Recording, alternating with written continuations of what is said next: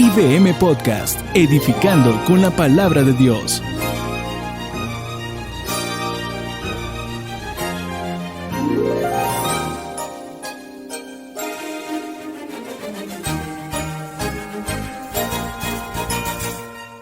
¿Qué tal, amigos, hermanos de la IBM? Es una bendición compartir con ustedes en este día. Te saluda el pastor Pablo Rodríguez en la Semana de la Familia que comenzamos a celebrar desde el día de hoy en nuestro podcast. Te quiero invitar para hoy, mañana y el viernes poder escuchar 3 reflexiones acerca de la familia. Es maravilloso tener una familia, un don de Dios, un regalo hermoso que Dios nos ha dado a todos los cristianos. Y el Señor, por supuesto, quiere que nosotros seamos hombres y mujeres de familia. La familia tiene un gran significado para el Señor. Quiero invitarte a este tema de hoy, en este podcast pastoral, celebrando la Semana de la Familia. Y hoy quiero hablarte del significado bíblico de la familia. Nuestro tema para esta mañana o este día, el significado bíblico de la familia. Dios creó la familia y está profundamente interesado en su bienestar. Toda la Escritura usa estas metáforas sobre la familia para poder describirnos la relación entre Dios y su pueblo. Así que la familia ha sido y es siempre un significado real desde la eternidad en el corazón de Dios. Siempre eternamente en Dios ha existido el concepto y la realidad de familia. Tenemos que comprender ahora que cuando se nos manda a bautizar a los creyentes, Cristo en Mateo 28 dio la orden a sus discípulos de bautizar a los creyentes en el nombre del Padre, en el nombre del Hijo y en el nombre del Espíritu Santo, para dar a entender que Dios es uno en 3 personas. Dios es uno en 3 personas. Es Padre, es Hijo y es Espíritu Santo.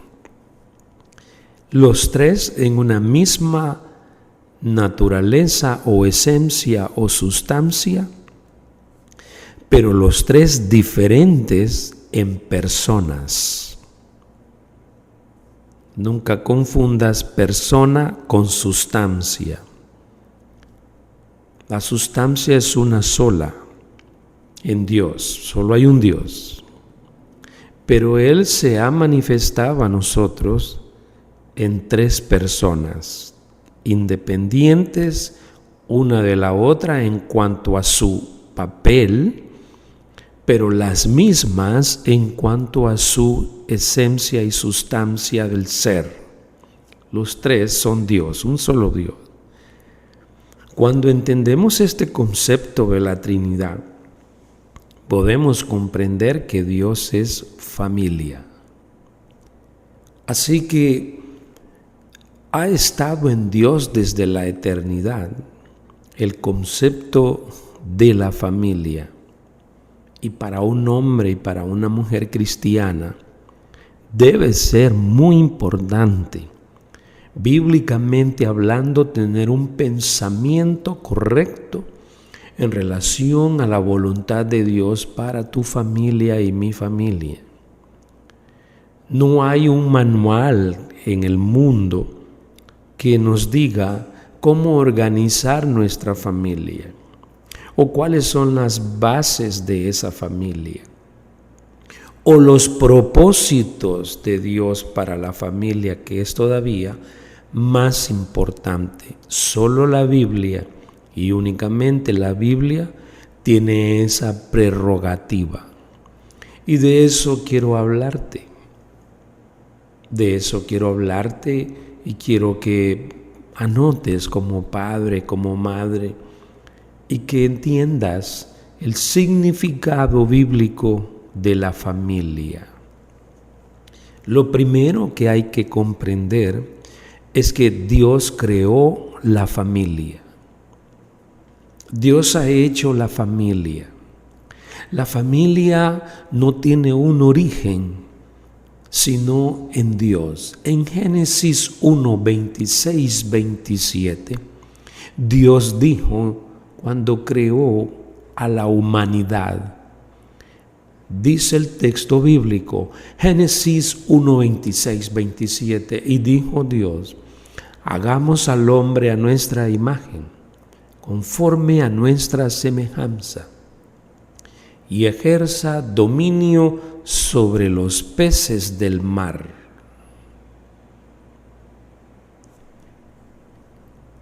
sobre las aves del cielo, sobre los ganados, sobre toda la tierra y sobre todo reptil que se arrastra sobre la tierra. Creó pues Dios al hombre a imagen suya, a imagen de Dios lo creó, varón y hembra los creó. Al entender la creación de la familia es lo primero.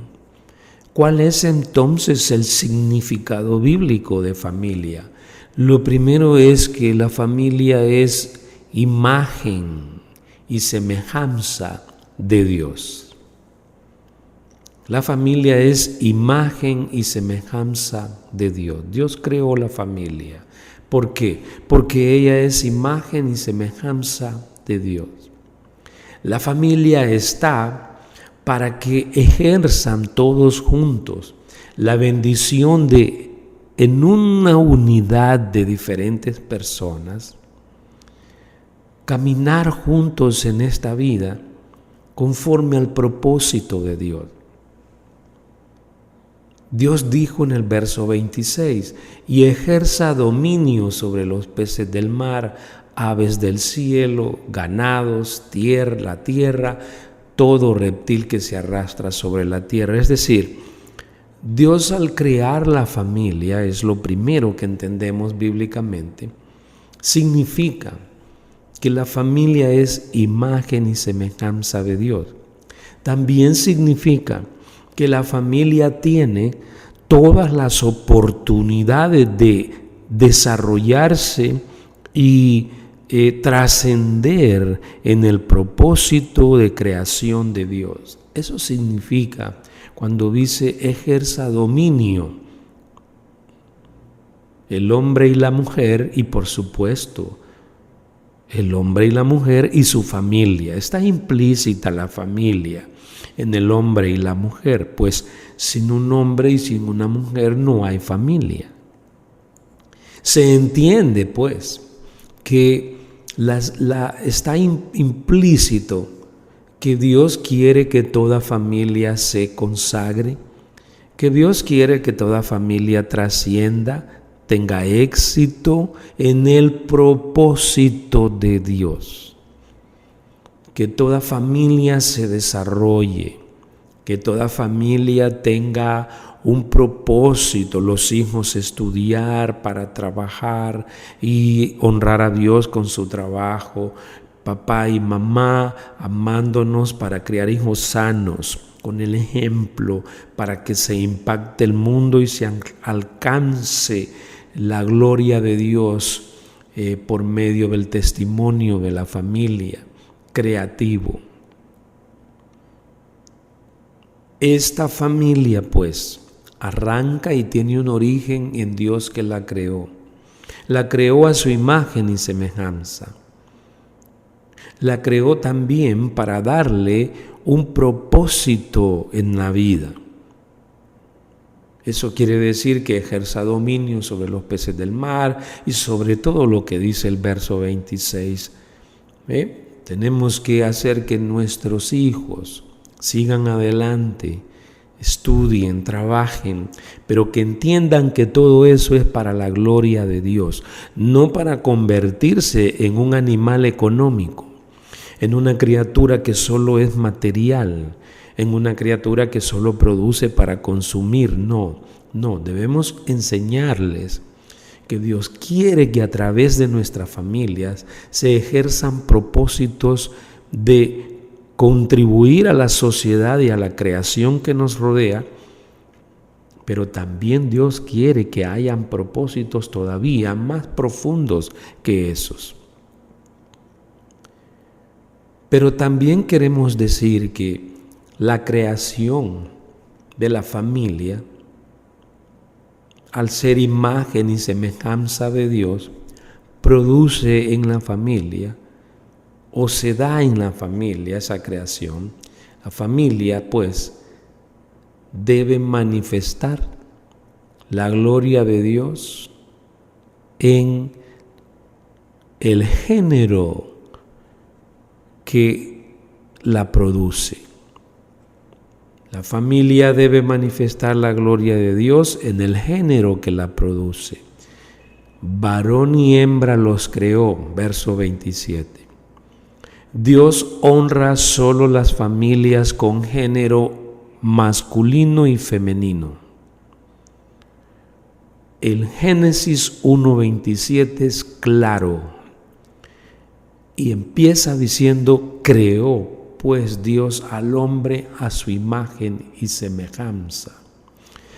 Cuando se usa el verbo crear, siendo Dios el sujeto de ese verbo, como en el verso 27, en el idioma hebreo, ese creó Dios, crear, no es un crear cualquiera, es un verbo que solo se le atribuye a Dios en hebreo. No lo podemos ver en nuestro español, porque nosotros usamos el mismo verbo y la misma forma para decir el hombre creó y Dios creó. Es decir que el hombre creó una obra de arte, en ese sentido. Y Dios creó esto. Entonces usamos el mismo verbo, pero no es lo mismo. El verbo crear en Dios es único. Significa un poder que solo Dios tiene y nadie más. Esto es muy importante para el significado bíblico de la familia. Los hombres pretenden crear familias que Dios no creó.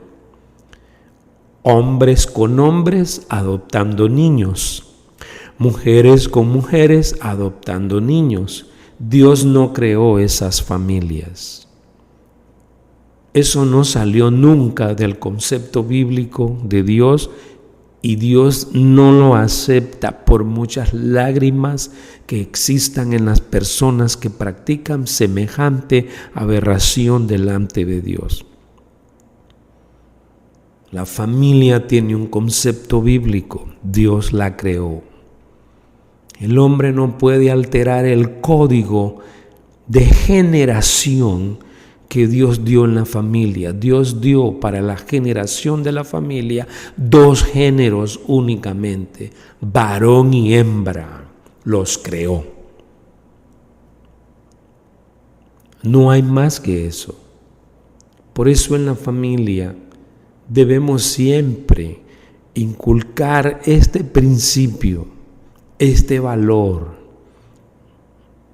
Quizás me dirán algunos: pastor, es difícil en los tiempos de hoy, hay cosas que se ven, no importa. Tú y yo estamos obligados a enseñarles a nuestros hijos que honren a Dios con el género en que los creó.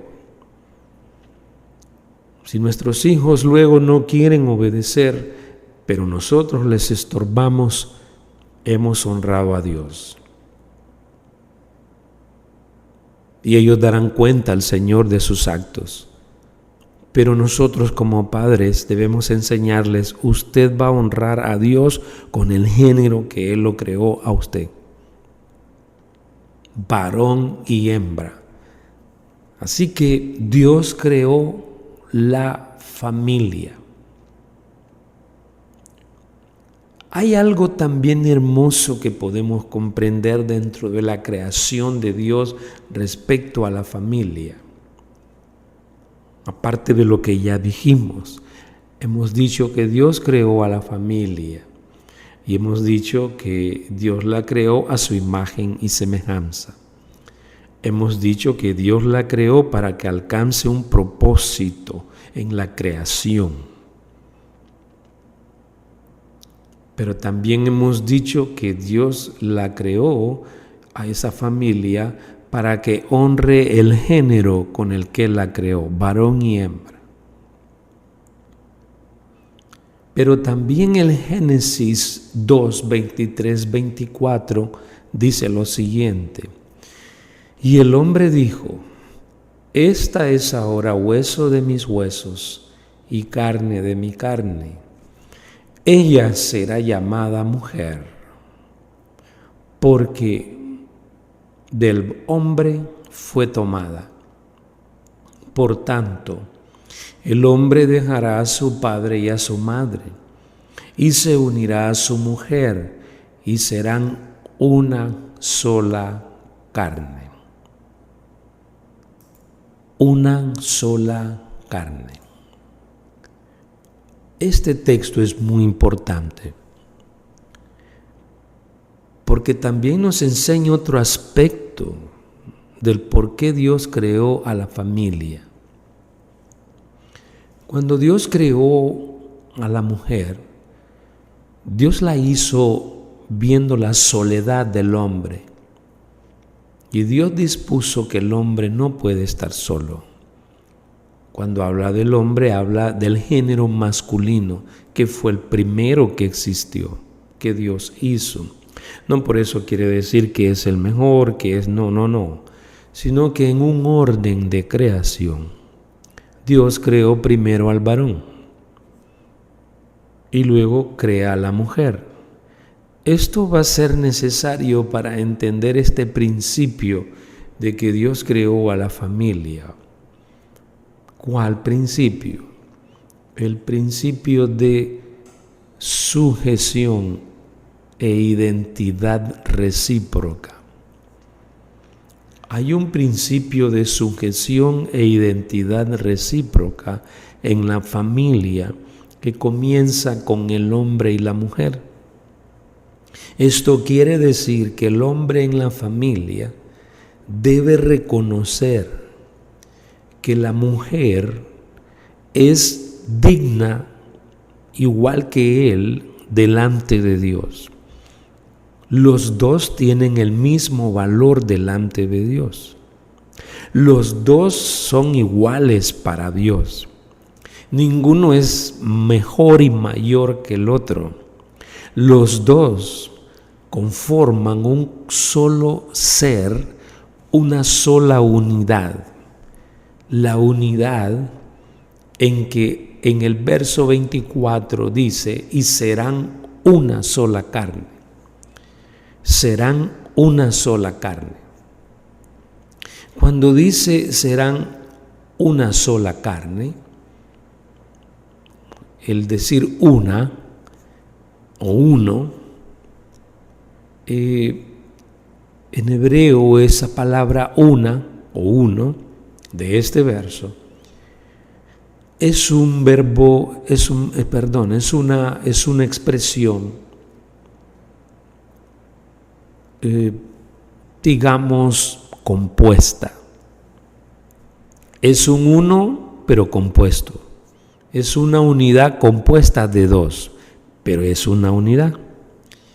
Es lo mismo en Deuteronomio cuando en la Shema de Deuteronomio 6 Moisés le dice al pueblo de Israel, oye Israel, oye a Dios tu Dios, Jehová uno es, Jehová nuestro Dios uno es. Cuando dice uno es, usa la misma palabra que aquí en Génesis 2:24, que dice serán una sola carne. Bueno, así como Dios es uno solo, pero es uno solo compuesto en tres personas, Padre, Hijo y Espíritu Santo. o manifestado en 3 personas. Y en la familia, el hombre y la mujer son uno solo en 2 personas, que son unidad. Esto es muy importante para nosotros. ¿Por qué es importante para nosotros? Es importante porque en la unidad del hombre y la mujer descansa la estabilidad del hogar, la unidad que Dios hace en ellos 2, donde Él reconoce, ella es igual que mí. Esto es ahora hueso de mis huesos y carne de mi carne. Es decir, el hombre mira en la mujer que él se ama a sí mismo amando a su esposa.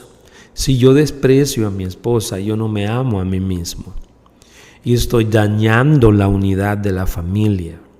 Estoy dañando a los niños, estoy dañando a todos los que viven en la familia. Por eso el hombre debe comprender que es una unidad con ella, inseparable. Esta unidad implica que existe un núcleo familiar que Dios ha formado de una nueva familia. El nuevo núcleo está expresado en el verso 24 del Génesis 2, que dice: por tanto, el hombre dejará a su padre y a su madre y se unirá a su mujer y serán una sola carne. El dejar padre y madre significa que cuando el hombre y la mujer se unen para una nueva familia nuclear, adquieren este nombre. Ya no es hombre y mujer, son padre y madre. Y son una unidad. Los hijos al crecer tendrán que salir de ese núcleo de padre y madre para ellos formar su nuevo núcleo con su esposa o su esposo y ser una sola carne. Y ahora ellos se convertirán en padre y madre. Cuando se entiende esta dinámica de la creación de Dios, las sociedades van muy bien. Las sociedades prosperan y son bendecidas. Pero ¿qué sucede cuando el hombre no quiere casarse o la mujer no quiere casarse? Bueno, si un hombre y una mujer deciden no casarse, bíblicamente, porque dicen queremos servir a Dios, pero si no tienen la continencia, dice Pablo a los Corintios, primera carta a los Corintios, capítulo 7, es mejor que se casen a que tengan la tentación de tener una compañía donde expresar sus relaciones íntimas. Tenemos que entender que es mejor tener una familia. Dios nunca llamó al hombre y a la mujer a estar solos. Esto es muy importante para el día de hoy en nuestra sociedad que ya no cree en estos patrones bíblicos. Es claro que hoy la sociedad practica muchas cosas que rompen contra la voluntad de Dios. Por ejemplo, el estilo de vida de muchas naciones que se llaman prósperas, donde hay un estilo de vida de 2 personas que se conocen, pero dicen vivamos juntas aparte. Una gran contradicción. Esa es la moda entre la juventud que se practica en muchos países. Vivamos juntos aparte. Es decir, tienen una relación, tienen relaciones íntimas, se besan, se abrazan, pero uno vive en un apartamento y el otro vive en otro apartamento. Eso es realmente una gran falta de entendimiento y un golpe a lo que significa la familia. Eso Dios lo llama promiscuidad. Dios llama eso aberración, contaminación de lo que Él quiere para la familia. No, la Biblia dice se unirá a su mujer y serán una sola carne, dejarán padre y madre y se unirá el hombre a su mujer y serán una sola carne. No dice ahí que seguirá teniendo su relación sentimental y tendrán relaciones íntimas, viviendo el hombre en su casa y la mujer en la casa de su mamá y su papá. Eso es una aberración. Nosotros despreciamos, condenamos y denunciamos semejante práctica que es contra el propósito de la creación de Dios para la familia. Así que hemos comprendido entonces que Dios creó a la familia. Quiero hablarte de algo más también, del significado bíblico de la familia. Aparte de que Dios creó a la familia, Dios también, en su gracia, cuida las familias de aquellos que le honran. Dios cuida a la familia de los que le honran a Él. Él la creó y Él las cuida. Quizás vamos a decir así, para que no exista una inquietud. ¿Dios cuida a las familias que no conocen a Cristo? Sí, sí las cuida, porque Él las creó y como creación les da todo, como un Padre creador, pero no como hijos de Él, sino como un Padre creador. Es su creador, pero no su Padre en Jesucristo, porque no han creído en Cristo. Hay familias enteras que no quieren creer en Cristo. Bueno, ¿Dios es su creador? Sí. ¿Dios es su Padre? Sí, en el sentido de creador, pero no en el sentido de redentor y salvador. De manera que Dios cuida las familias que le honran. Aquí ya entramos a la familia cristiana. La familia cristiana es muy diferente a las demás familias, totalmente diferente. Existe en la familia cristiana una bendición incomparable que no hay para otras familias. Dios va mostrando en todo el Antiguo Testamento que siempre Él protegió las familias de aquellos que le buscaron, que le honraron. Mira Génesis 7:1.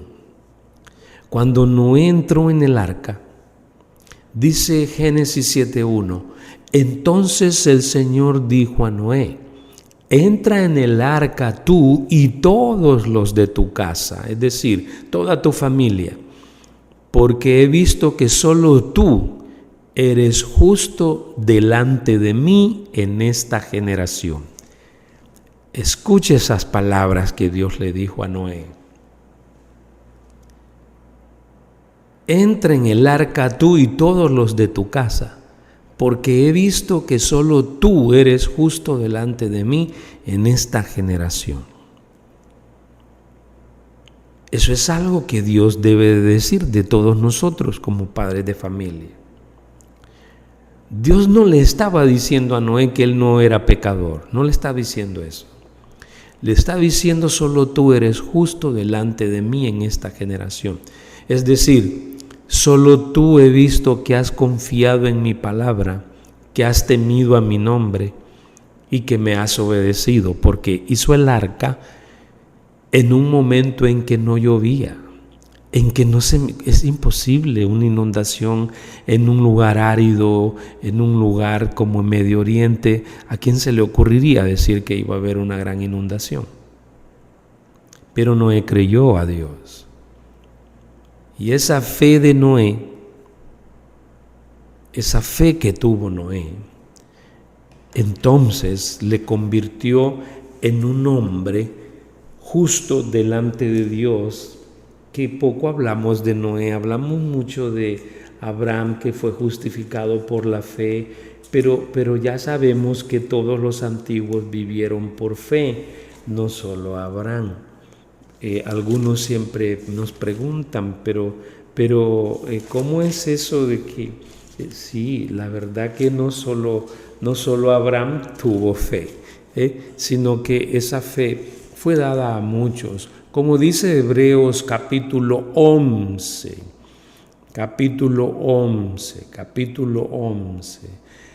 11:7.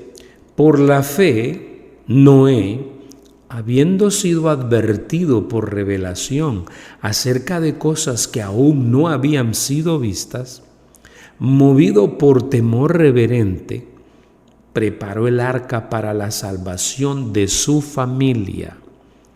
Por la fe, él condenó al mundo y llegó a ser heredero de la justicia que es según la fe.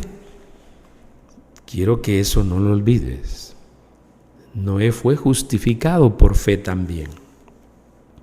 De manera que tú también, cuando creíste en Cristo, tu esposa, fueron justificados por la fe y por lo tanto salvos.